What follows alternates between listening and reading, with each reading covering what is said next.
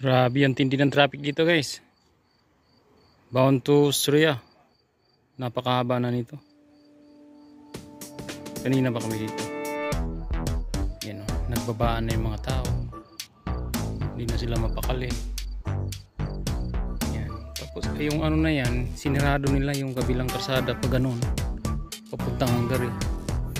Baka ano, nasa ano ang problema. Both side na daan.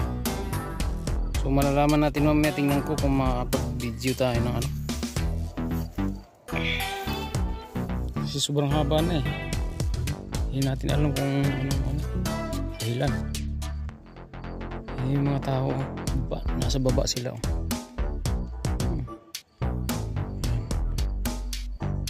Sobrang haba. Nakapagluto na ako ng kanin dito eh. Sa haba ng traffic.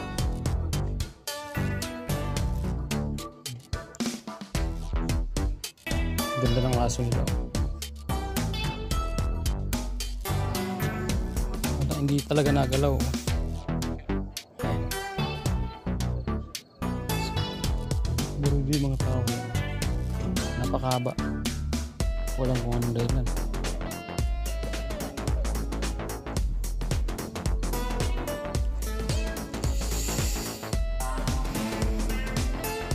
Sarado ito eh. Walang dumadaan dito eh sa kabila. Siguro buot diretsyon ng ano. Kabila ano. Yung kabayan natin.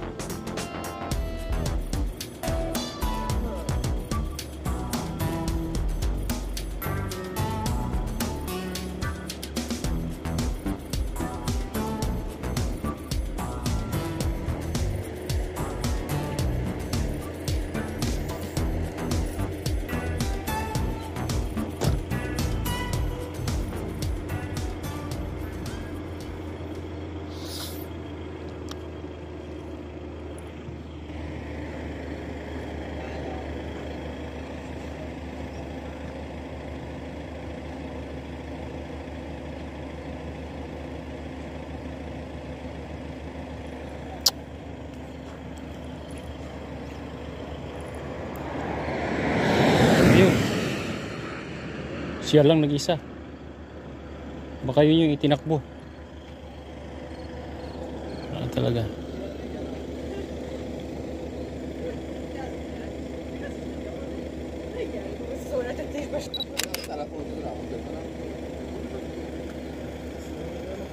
Mga rakista yun ah. Mga rakista.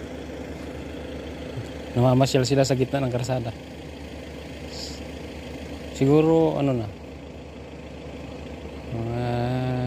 magdalawang oras na ito dito. Alamin ko na lang doon mamaya kung anong kabanata sa unahan. 2 hours later. Ayun, moving na kami. Inabot kami ng kulang-kulang 3 oras dito sa traffic. Pero di ko pa nakita kung anong nangyari talaga. Bakit ganun katagal ang ano. Matindi siguro yung aksidente na nangyari dito. So drive ulit tayo ng 4 hours and 30 minutes. So, tingnan natin dito sa unahan kung anong nangyari talaga dito.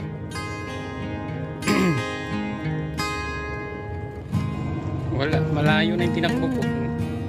So ibig sabihin hindi natin alam kung ano nangyari dun sa traffic na yun. Wala tayong idea. Pero may mga ambulansya kanina, ambulansya at mga pulis, marami dumaan sa gitna eh. Wala oh. Sinabot na tayo, umabot na tayo dito sa may ano. Wala tayong nakita ng mga may paanong sasakyan o ano. O baka kinuha na agad. Wala. So yun lang, hindi natin alam ang buong nangyari sa traffic na yun. Manood na lang tayo sa balita sa 24 oras kung anong nangyari sa traffic na matindi kanina dito sa M1, E60, E75 M1 road.